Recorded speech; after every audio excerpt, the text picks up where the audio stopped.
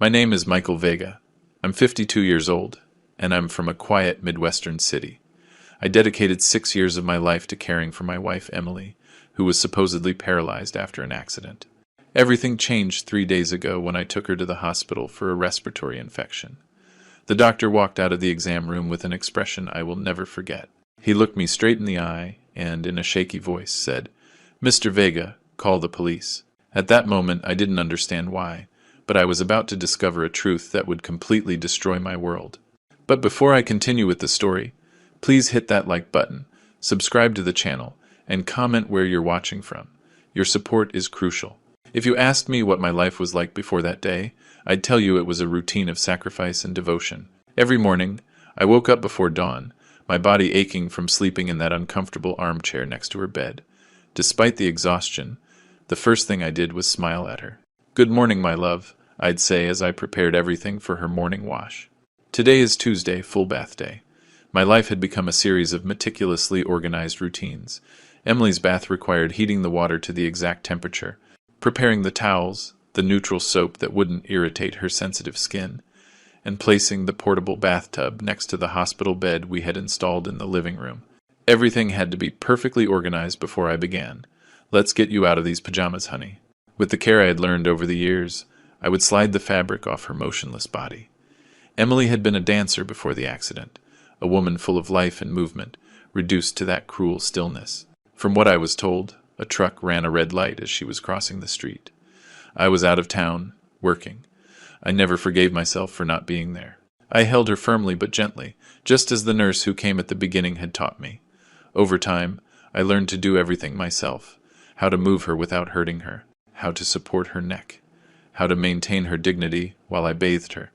"Do you know what day it is?" I would ask, while running the sponge over her back.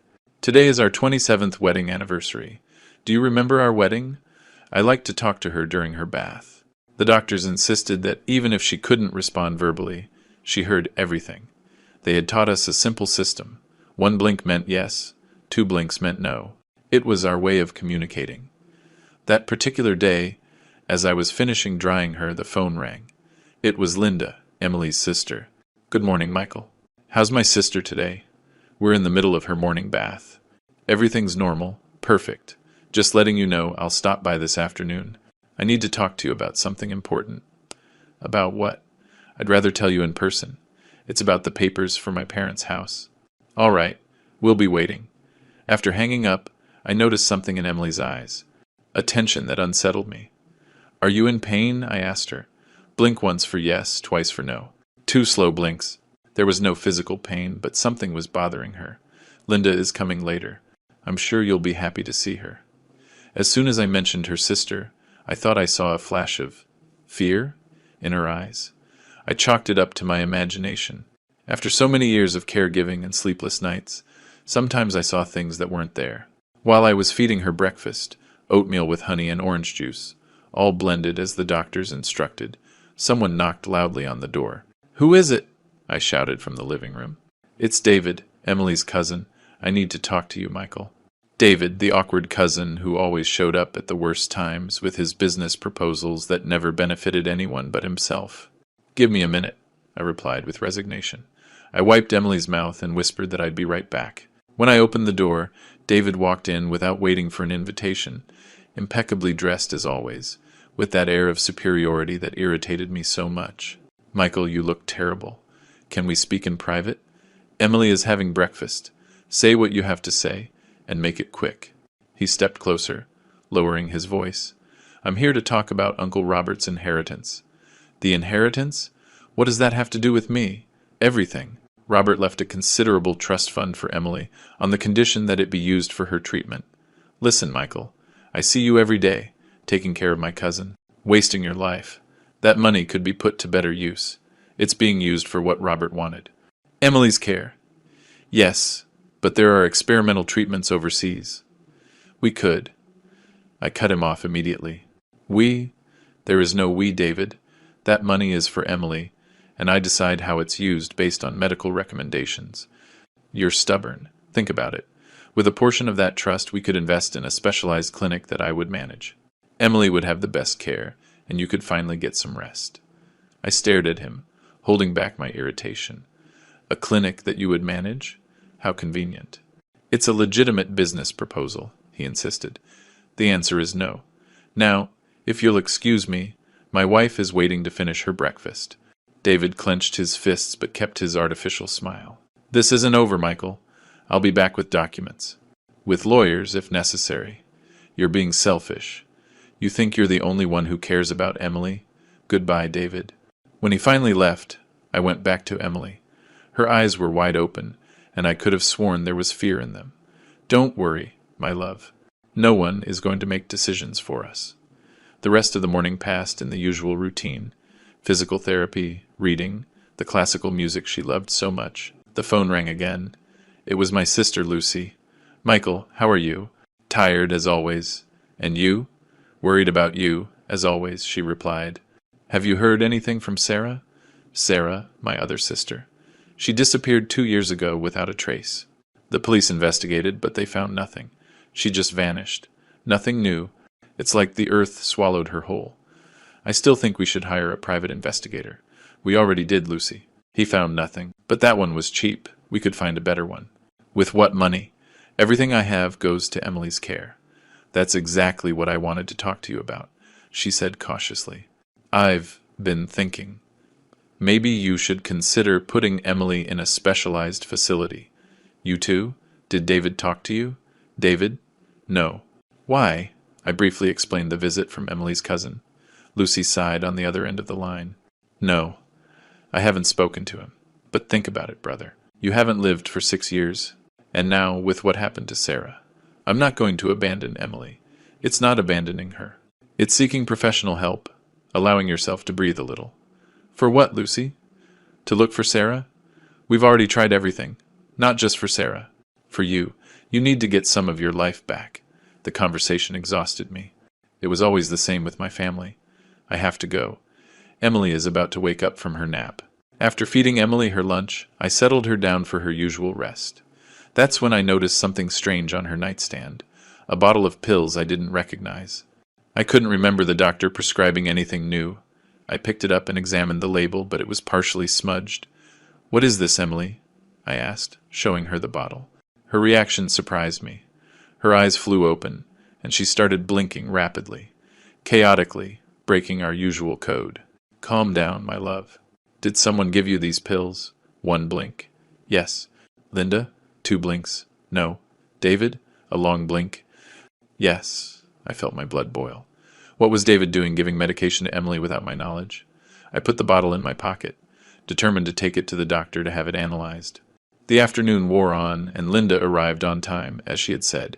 She was carrying a folder with documents. Hi, Michael. She greeted me with a kiss on the cheek. How is she? The same, I answered curtly, remembering the pill bottle. Linda went over to her sister and took her hand. Hi, Em. You look good today. For the second time that day, I noticed something strange in the interaction. Emily didn't show her usual joy at seeing her sister. On the contrary, she seemed tense, almost afraid. What did you want to talk about? I asked Linda, offering her a coffee. It's about our parents' house, she said, sitting at the table and spreading out some papers. You know it was left in my name and Emily's. With the situation as it is, I think we should sell it. Sell it? But that house has sentimental value for you both. Sentiment doesn't pay the bills, Michael. Besides, the money would be good for better treatments for Emily. Here we go again. First David wanting to use the trust fund, then Lucy suggesting a facility, and now Linda wanting to sell the family home. Emily would never want to sell that house. Emily can't decide right now, Linda said with a coldness that chilled me to the bone. You have her power of attorney for medical issues, but for property matters, I also have a say as a co-heir. We'd need to consult with a lawyer, I replied, buying time. I already did. Here are the preliminary documents for the sale, she said, pushing the papers toward me. I just need your signature as Emily's legal representative for the initial proceedings. I looked at the papers without touching them. Something wasn't right. First David with his sudden interest in the trust. Now Linda wanting to sell the house so urgently. I'll have to review them carefully and consult with my own lawyer. There's no time for that, Michael. I have an interested buyer offering an exceptional price, but only until the end of the month. I'm sorry, Linda, but I'm not signing anything today. Her face transformed for an instant. I saw something I had never seen in her, a contained, almost animalistic fury. But she quickly regained her composure. As you wish, but think it over. The money would be good for all of us. Before leaving, Linda leaned over to Emily to say goodbye. She whispered something in her ear that I couldn't hear. My wife's expression changed subtly. When we were alone, I sat beside her. What did Linda say to you? Emily started blinking rapidly, agitated. Easy, my love. Slowly. Did she threaten you? One blink. Yes. A shiver went down my spine. Does it have to do with selling the house? Two blinks. No. With your uncle's trust fund? One blink. Yes. Something serious was happening. Between David, Linda, and those mysterious pills, I felt that Emily was in danger. But how could I protect her if I didn't even understand what this was all about? That night, while Emily slept, I reviewed the documents Linda had left. It wasn't just a proposal to sell the house. Among the papers was a forged power of attorney with my signature, authorizing Linda to manage all of Emily's assets, including the trust fund. The date on it was from 3 months ago. Someone had forged my signature. With trembling hands, I found my phone and called Dr. Mendez, Emily's primary care physician. I'm sorry to call so late, doctor, but this is urgent. I need Emily to be examined tomorrow morning. Has her condition worsened? No, I don't know. I found medication I don't recognize, and there are strange situations with her family. I understand, Michael. Bring her in first thing in the morning. I'll do a full examination, and we'll analyze those pills. I barely slept that night, watching over Emily. For the first time in 6 years, I doubted everything and everyone. And what if the accident wasn't really an accident? What if my sister Sarah's disappearance was connected to all this? What if my entire devotion to Emily had been part of some sinister plan I couldn't comprehend? The next morning, I got Emily ready early. I explained that we were going to the hospital for a routine checkup. As I dressed her, I thought I saw a tear slide down her cheek. Don't be afraid, my love. I'm going to protect you. The drive to the hospital was tense. Every red light reminded me of the supposed accident that had left my wife in this state. Every curve made me think of all the twists and turns of the last 6 years. When we arrived, Dr. Mendez greeted us personally. He examined Emily in detail while I waited nervously, clutching the pill bottle in my pocket like a silent piece of evidence that something was wrong. I need to run some blood tests and some neurological studies, the doctor told me after the initial checkup. It will take a few hours. You can wait in the family lounge. While I waited, I called my lawyer to tell him about the forged documents. He assured me we would file a formal complaint that same afternoon. The hours passed slowly. I saw nurses coming and going from Emily's room. At one point, Dr. Mendez came out, accompanied by another doctor. They both looked at me with an expression I couldn't interpret. Dr. Mendez approached slowly. Mr. Vega, we need to talk. His voice sounded strange, as if he was struggling to find the right words. We've found something disconcerting in your wife's tests. What is it? Is she worse? Dr. Mendez took a deep breath before answering. Michael, call the police. Right now. The doctor's words echoed in the hospital corridor like a gunshot. My mind couldn't process them. The police? Why? What's wrong with Emily? Dr. Mendez looked at his colleague, a neurologist according to his lab coat, and then led me into a small consultation room. He closed the door behind us. What I'm about to tell you is difficult to explain, he began, rubbing his temples. We've run various tests on your wife. Electromyograms, an MRI, complete blood work. And the anxiety was eating me alive. Your wife isn't paralyzed, Mr. Vega. The room seemed to spin around me. I grabbed the edge of the table to keep from falling. That's impossible. She hasn't moved in 6 years. I bathe her. I feed her. Listen to me, the neurologist interrupted. The tests are conclusive. There is no damage to her spinal cord. There is no atrophy corresponding to 6 years of immobility. Her muscles show signs of recent use. But I see her every day. She doesn't move. She can't speak. We communicate with blinks, for God's sake. Doctor. Mendez placed a folder on the table and opened it. It contained the test results. We also found traces of substances in her blood, benzodiazepines, mainly, in controlled doses, enough to create the appearance of paralysis, but not so much as to endanger her life. I collapsed into a chair, unable to process what I was hearing. Are you saying that Emily has been faking? For 6 years?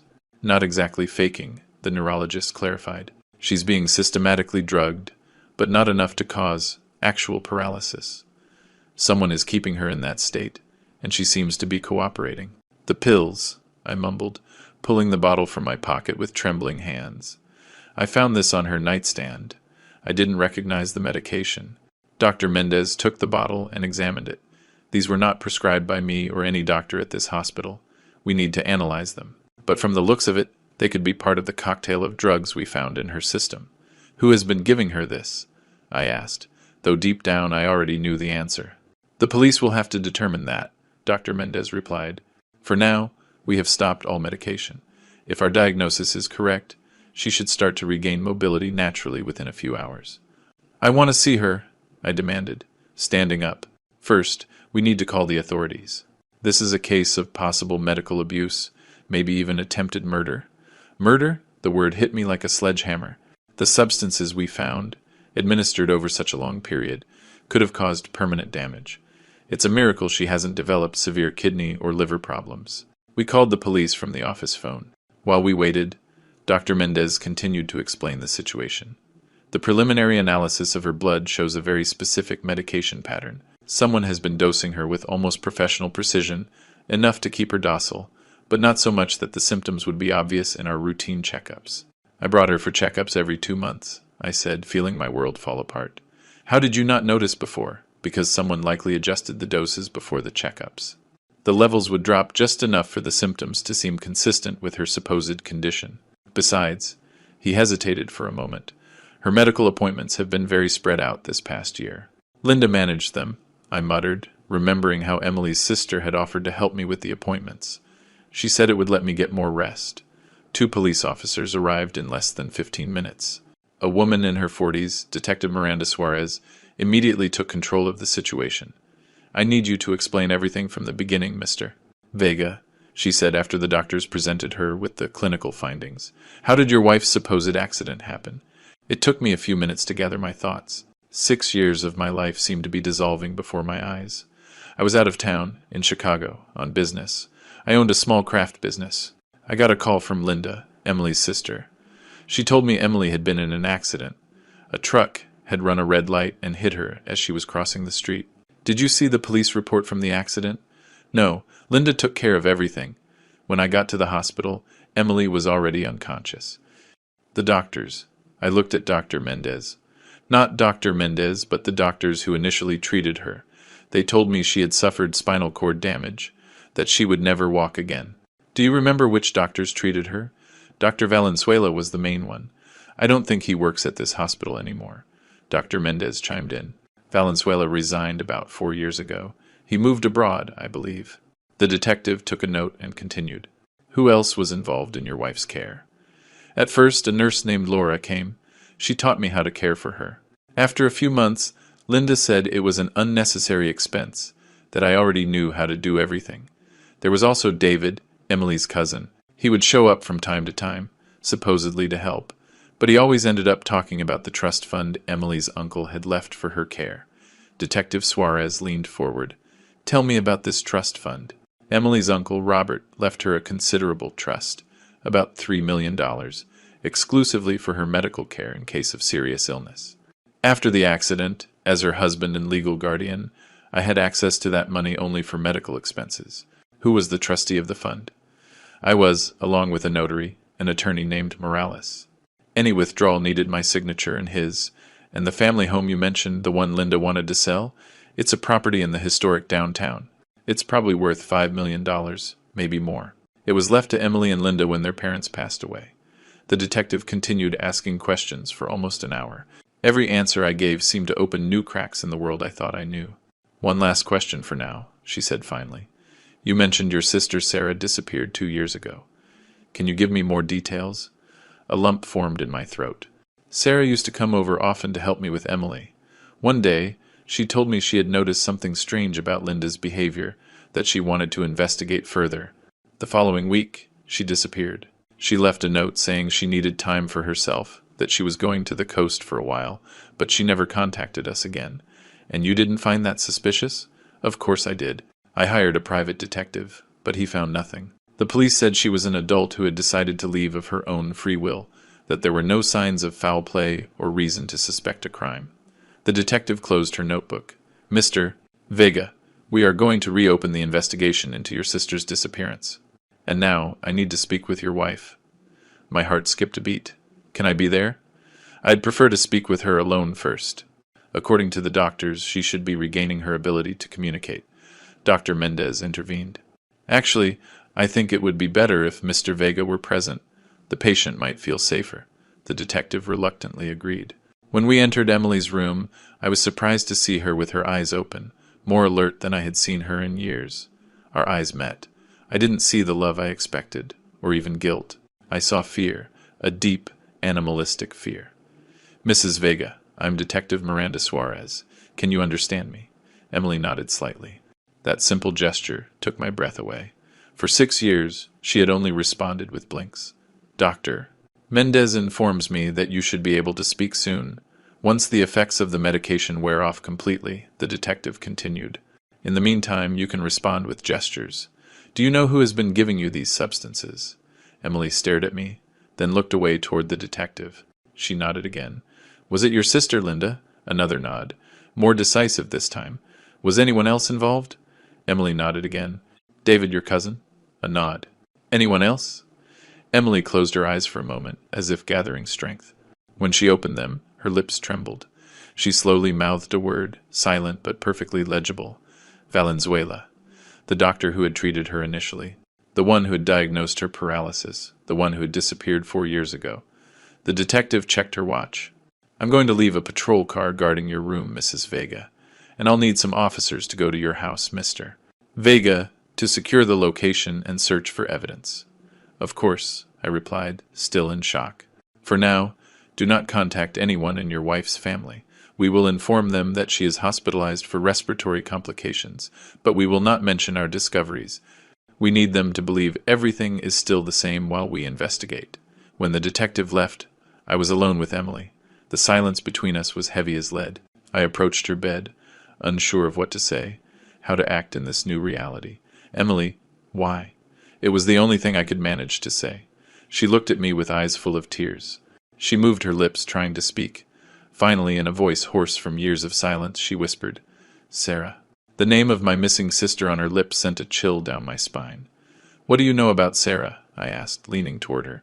They killed her. I felt the floor open up beneath my feet. A nurse came in at that moment, interrupting us. She was there to check Emily's vital signs. I need you to step out for a moment, sir, she asked. We're going to clean her up and run a few more tests. I stumbled out into the hallway, staggering like a drunk man. I leaned against the wall, trying to breathe. Sarah dead. Emily faking. 6 years of my life dedicated to a lie. And I still didn't understand why. Dr. Mendez came over with a glass of water. You should go home and get some rest, Michael. It's been too many emotions for one day. I can't leave her, I replied. What if they try to hurt her? There are police officers on guard, and we'll be watching closely. Go, pack some things, and come back.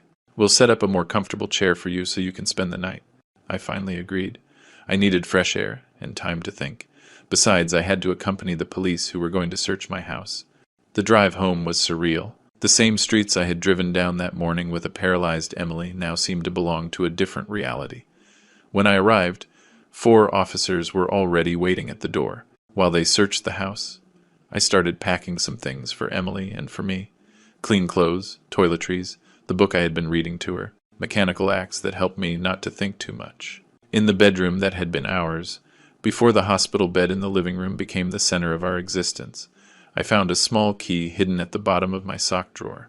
I didn't remember ever seeing it before. One of the officers approached me. Do you know what this key opens, Mr. Vega? I have no idea. We examined it together. It was small, probably for a safe deposit box or a padlock. The officer photographed it and put it in an evidence bag. Can I check your sister-in-law's belongings? The officer asked. Linda's? She doesn't live here. I mean anything she might have left behind when she visited. Oh, right, she sometimes used the guest room, this way. We found nothing unusual in the guest room, until the officer looked under the bed and pulled out a small suitcase. Do you recognize this? No, I replied. There shouldn't be anything under that bed. I clean it regularly. We opened the suitcase.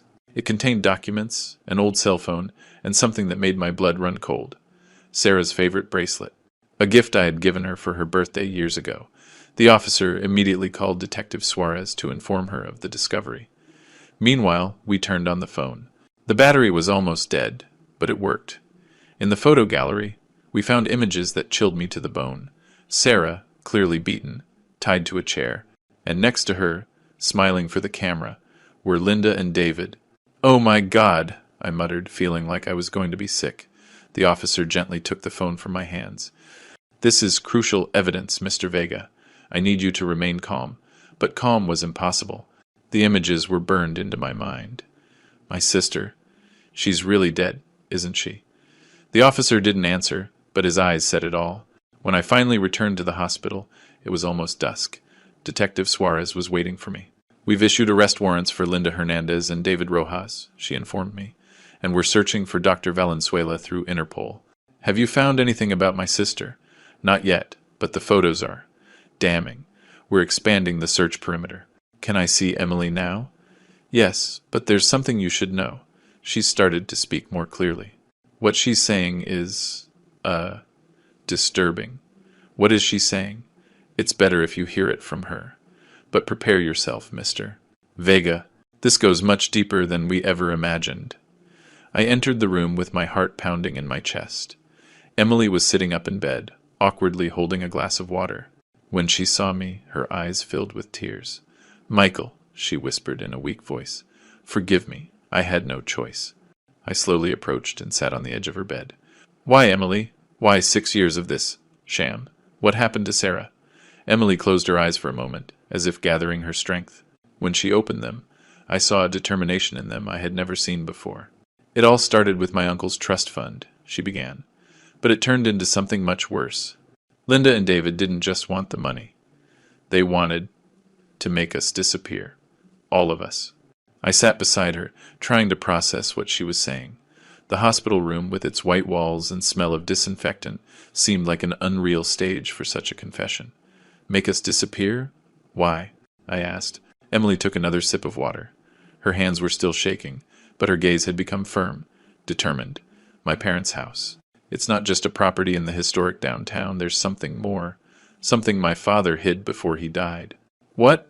"Documents, proof of David's illegal business dealings with local politicians, fake contracts, bribes, money laundering.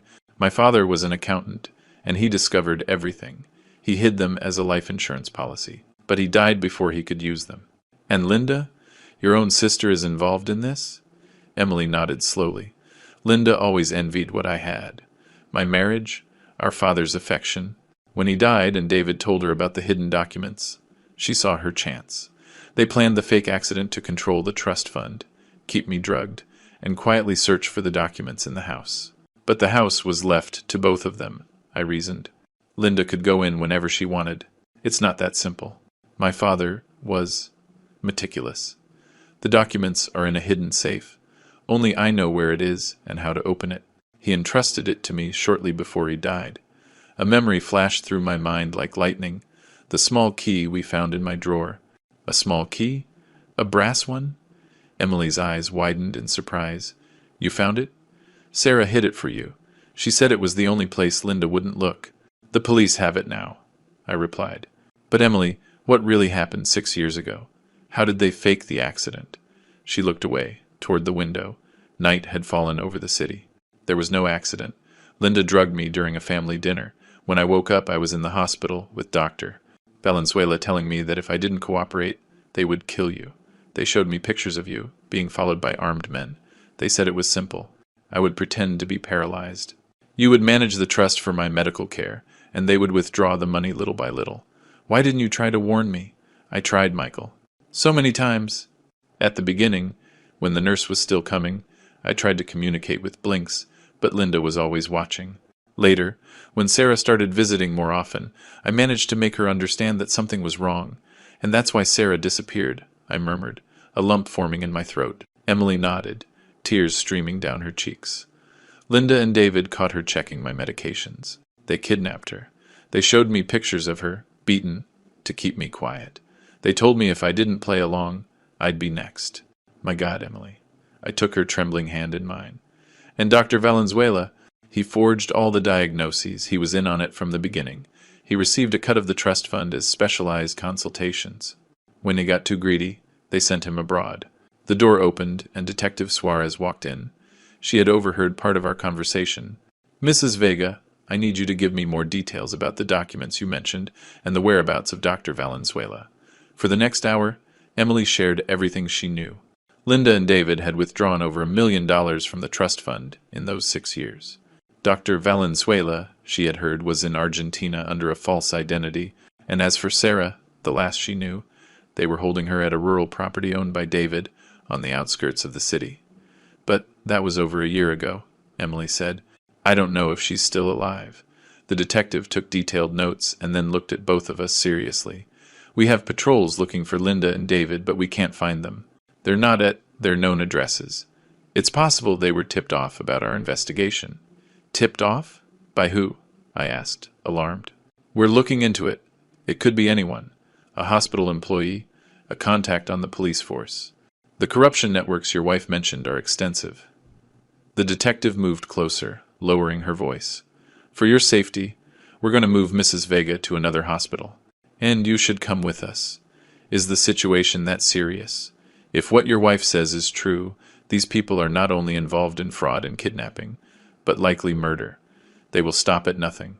The transfer was arranged for the early morning, a hospital in a major city where Emily could receive specialized care to recover from the long-term effects of the drugs. I would go with her, protected by undercover officers.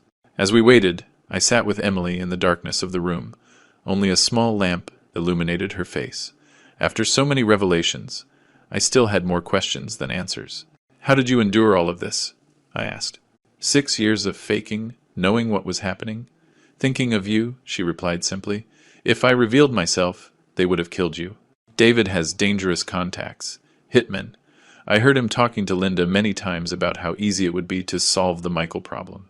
But living like that wasn't a life, Emily. It was a prison. I watched you day after day, sacrificing yourself for me, and I couldn't tell you the truth." Her voice broke. "The worst was at night, when you were sleeping. Sometimes Linda would come and force me to walk around the house to prevent muscle atrophy. If I refused, she threatened to hurt you." "You walked? In our house?" "Only when you were fast asleep. Linda would give me something so you couldn't hear me. Always watched. Always threatened. And the blinks? Our way of communicating?" A sad smile appeared on her face. "That was my little rebellion. I established that code with you, hoping I could use it to warn you someday. But they were always watching. A nurse came in to check Emily's vitals. When he left, I continued with my questions. You said this all started because of the documents your father hid. What's in them, exactly? Fake contracts between David's construction company and the state government. Overbilling, ghost properties. My father was the company's accountant before David took over. He discovered they were embezzling public funds, millions of dollars. And why didn't he report it? He tried, but no one believed him. An old accountant against a businessman with political connections. That's why he kept copies of everything as insurance. When he got sick, he told me where he hid them. A soft knock on the door interrupted our conversation. It was Dr. Mendez. "Sorry for the late hour, but I wanted to check on the patient before the transfer," he said, approaching Emily. While the doctor examined her, my phone vibrated with a text. It was from my sister Lucy. "Where are you? I stopped by your house, and no one was there." "I'm worried," I replied briefly. Emily had complications. "We're at the hospital. I'll call you tomorrow." I immediately received another message. "Which hospital? I'm on my way." I looked at the detective, who had come back into the room. "My sister wants to come. Is it safe to tell her where we are?" The detective frowned. "For now, it's better not to involve anyone else. Tell her you'll call when things have stabilized." I followed her advice and put my phone away. Dr. Mendez finished his examination.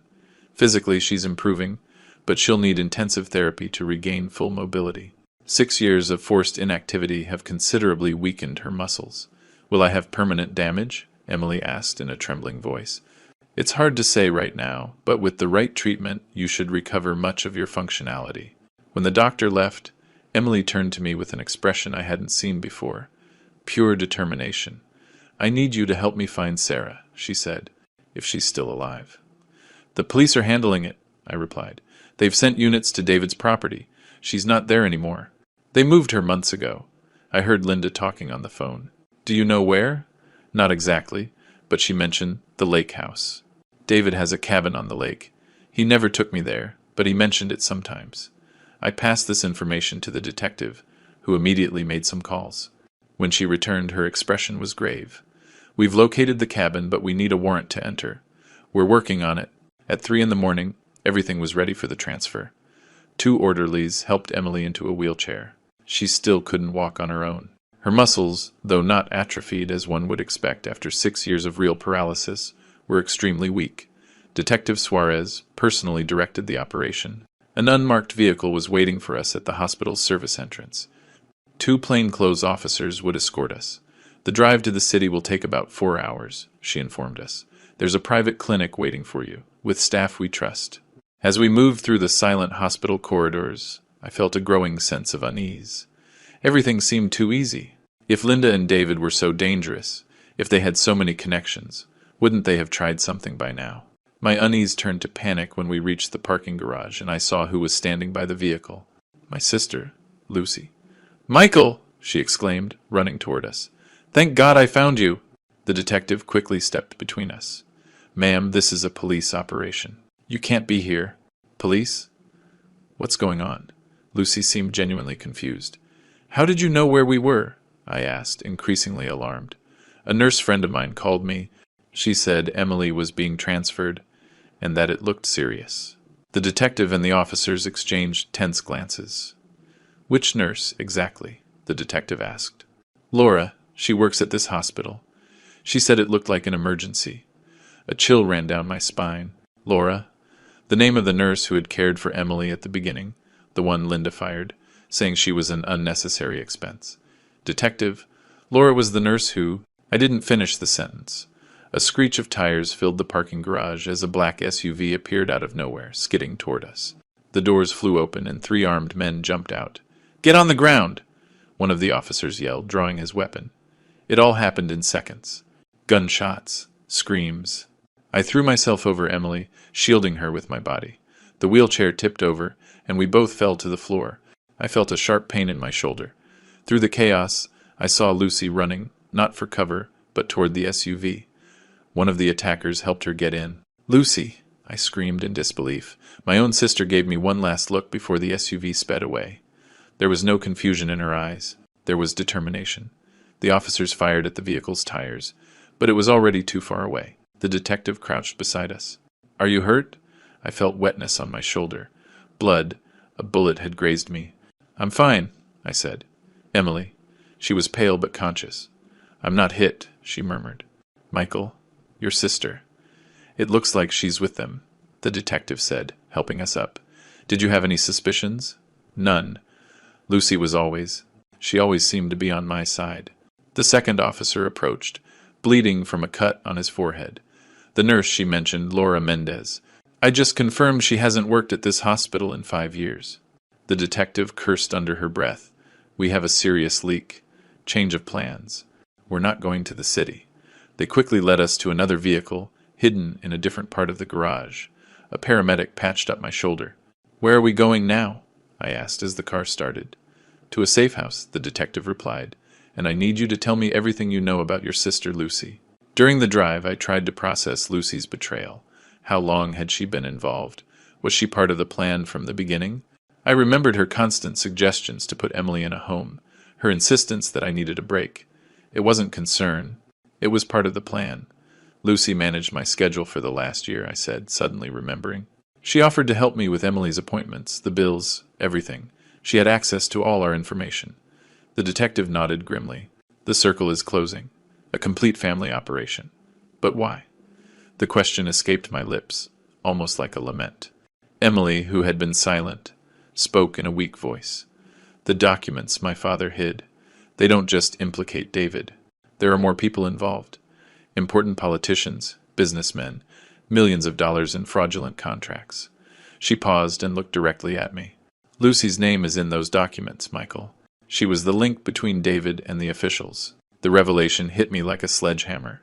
My own sister, whom I had always considered honest and hardworking, was part of a corruption ring that had destroyed our lives. You knew this from the beginning?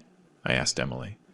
I found out later, from conversations I overheard between Linda and David. At first, I thought the goal was just the trust fund. Then I understood it was much bigger. The vehicle stopped in front of an anonymous building on the outskirts of the city. It looked like an abandoned warehouse, but inside were makeshift offices and agents at work. Tactical Operations Center, the detective explained. You'll be safe here while we organize the raid on the lake cabin. A medic tended to my wound while Emily was settled on a cot. Her face showed exhaustion, but also relief. For the first time in 6 years, she could speak freely. I'm so sorry, Michael, she said when we were alone. Everything you've been through because of me. It wasn't your fault, I replied, taking her hand. You did what you had to do to survive, to protect me. But Sarah, my sister, and now, finding out Lucy, is involved. We'll find Sarah, I promised, though I wasn't sure if it was a promise I could keep. And we'll stop everyone responsible. Emily squeezed my hand with a surprising strength for someone who had been paralyzed for so long.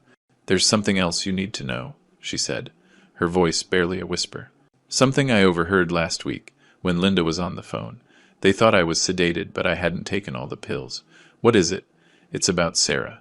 And about why Lucy has been so involved in all of this.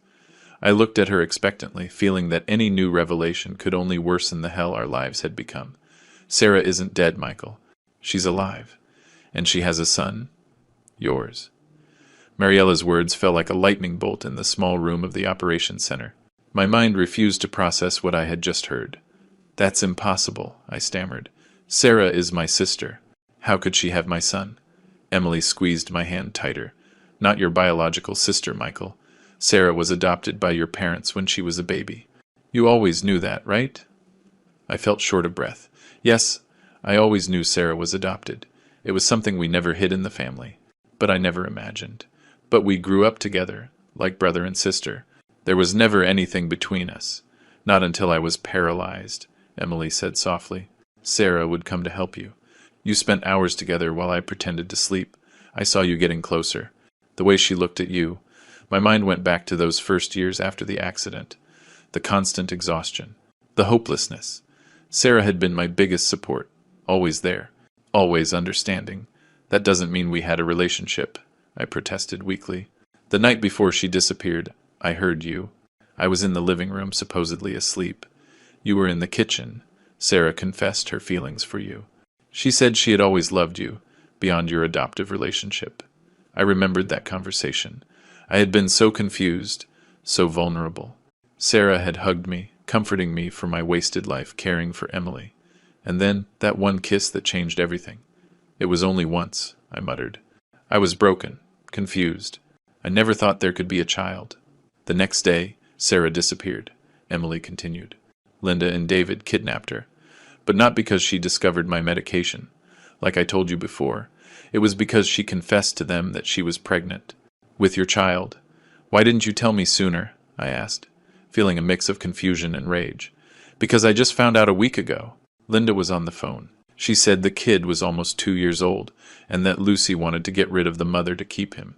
Detective Suarez walked in at that moment, interrupting us. Her face showed a mix of urgency and triumph. We have the warrant for the lake cabin, and they just confirmed there's recent activity there. Lights on. Several vehicles. I stood up immediately, forgetting the pain in my injured shoulder. I need to go with you. Impossible, Mr. Vega. This is a police operation. My sister is there. And possibly. I looked at Emily, who nodded slightly. Possibly my son, too. The detective frowned. Your son? What are you talking about? I quickly explained the situation. The detective listened with a straight face, but I could see the surprise in her eyes. That complicates things, she said finally. But my answer is still no. It's too dangerous. If there's a child involved, my presence could help, I insisted. Sarah would trust me. The boy will need a familiar face. After a heated argument, the detective partially relented. You can accompany us, but you will stay on the outer perimeter with the paramedics. Only if we secure the scene and determine it's safe will we allow you to enter. Emily tried to sit up. I'm going too. Absolutely not, I said. You can barely move. You need to rest and recover. I've been resting for 6 years, Michael, she said with bitter irony. Besides, I know Linda better than anyone. I know how she thinks, how she reacts under pressure. We finally agreed that Emily would come with us, but she would remain in the vehicle with police protection. The operation launched immediately. 4 unmarked police vehicles, tactical officers, snipers. The lake cabin was an hour away. During the drive, Emily told me more details she had overheard. Linda always wanted a child but couldn't have one. When she found out Sarah was pregnant, she saw her chance. The plan was to hold her captive until she gave birth, then eliminate her and keep the child. And Lucy? How does she fit in? Lucy is the connection to the corrupt politicians. From what I understood, she and David have been lovers for years. It was her idea to use my fake paralysis to control the trust and keep you busy while they searched for the documents. Where are those documents exactly? In a hidden safe in the fireplace of my parents' house. The key you found is part of the combination. You need that key and a numerical sequence that only I know. The detective, sitting in the front seat, listened intently. Those documents will be crucial for the case, she said. But right now, our priority is rescuing the hostages. As we approached the lake, the night began to give way to the first rays of dawn. David's cabin was in an isolated area, surrounded by trees with direct access to the water. The vehicles stopped about 500 yards from the property. The tactical officers began to deploy silently into the woods surrounding the cabin. From our position, we could see lights on inside, and 3 vehicles parked outside. The black SUV from the shootout, a gray sedan, and a red truck I recognized immediately. "That's David's truck," I whispered. The detective nodded and gave the final instructions over the radio. The plan was simple. Snipers would cover all exits while the tactical team entered from 3 different points simultaneously. "Remember, we have confirmed presence of at least 1 minor," the detective said. "Extreme caution." I watched with my heart in my throat as the officers moved toward the cabin. The silence was absolute, broken only by the occasional chirp of an early bird. Emily held my hand tightly. Suddenly, a scream came from inside the cabin, followed by the sound of breaking glass. "Go! Go! Go!" the detective ordered into her radio. It all happened in seconds. The officers stormed the cabin. There were shouts, commands, and then gunshots. 2, 3 dry pops. "Oh my God!" Emily exclaimed, clutching my arm. The next few minutes were agony. Finally, an officer's voice came over the radio. "Perimeter secure. 2 suspects neutralized. 1 suspect wounded. 2 hostages unharmed. I repeat, 2 hostages unharmed." The detective turned to us. "Wait here until I give the signal." She quickly got out of the vehicle and ran toward the cabin. Emily and I sat in silence, too shocked to speak. After what felt like an eternity, an officer approached and opened our door. "You can come in now. Be careful." I helped Emily out of the vehicle. She still needed support to walk, but her determination gave her strength. We walked slowly toward the cabin, where Detective Suarez met us. "David is dead," she informed us bluntly. "Linda is wounded but stable. Lucy surrendered without a fight." "And Sarah?" I asked, my voice trembling. "The boy? In the back room. They're okay. A medic is checking on them." We crossed the main room of the cabin, trying not to look at David's covered body or at Linda, who was receiving medical attention on the floor, guarded by 2 officers. Lucy was sitting in a corner, handcuffed, staring into space. As we walked past her, she looked up. "Michael," she said, her voice barely audible, "I never meant for it to go this far." I didn't stop. There were no words for what I felt toward my sister in that moment. The back room was small but cozy, and there was Sarah, sitting on a bed, holding a small boy in her arms. When she saw me, her eyes filled with tears. "Michael," she whispered, "you came for us." The boy, about 2 years old, looked at me with curiosity. He had my eyes, there was no doubt, and Sarah's smile. "Sarah," was all I could say before emotion overwhelmed me. I approached slowly, afraid of scaring the child. Sarah held out a hand to me. "Daniel, this is your dad," she told the boy in a soft voice, "the one I've told you so much about." The boy studied me with the intensity only small children possess. Then he smiled shyly. I felt something break and mend inside my chest. Emily had stayed at the door, watching the scene with a mix of emotions on her face. "Emily," Sarah said, surprised, "you're standing." "It's a long story," Emily replied, approaching slowly. "As long as yours, I suppose." The 2 women looked at each other for a long moment, sizing each other up, recognizing each other as survivors of the same nightmare. "They told me you were dead," Sarah finally said. "Linda showed me pictures. said they had eliminated you, and they kept you captive here, Emily replied, while they made me believe they had murdered you. The detective interrupted us gently. We need to take you all to the hospital for a full examination, and then we'll need to take formal statements. The next few hours passed in a fever dream. The hospital, doctors, the incessant questions from investigators.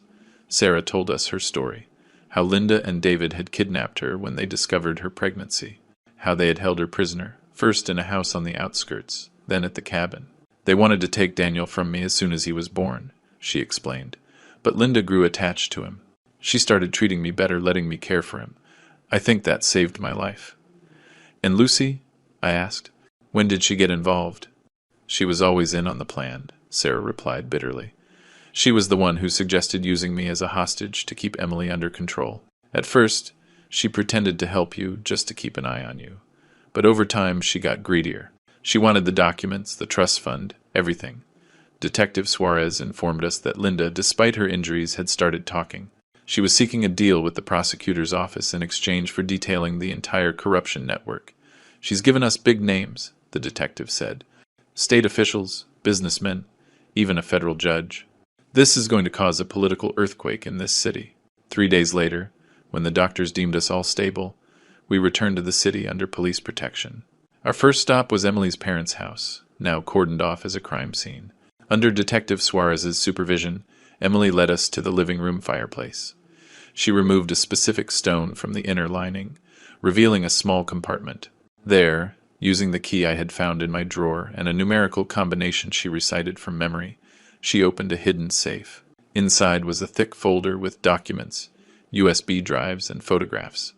All the incriminating material that Emily's father had collected over the years. With this, we can ensure everyone involved pays for their crimes, the detective said, as she sealed everything as evidence. The following weeks were a whirlwind of court statements, medical therapies, and difficult decisions.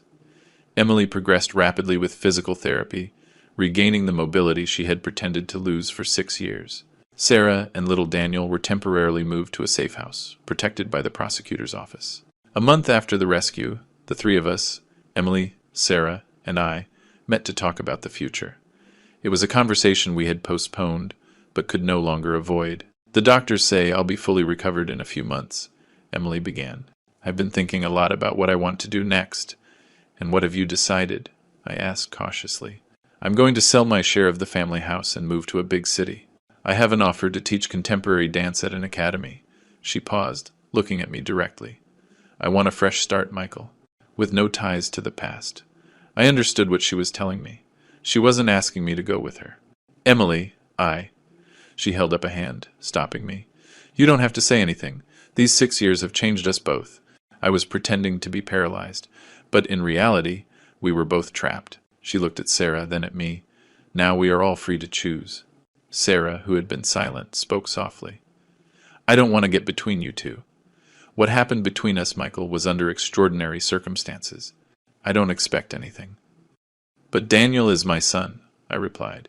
And you're important to me, Sarah. You always have been. I know. And Daniel needs his father, but I don't want you to be with me out of obligation. Emily slowly stood up, leaning on her cane. I think you two need time alone to talk. Wait, I asked her. I don't want you to leave like this, after everything we've been through together. She smiled with a mix of sadness and serenity. I'm not saying goodbye, Michael.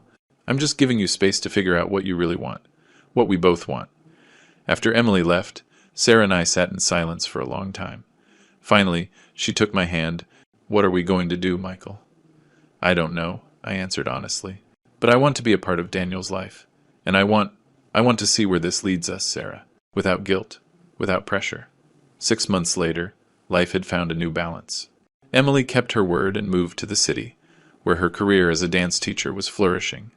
We kept in touch, a cautious friendship that was slowly healing the wounds of the past.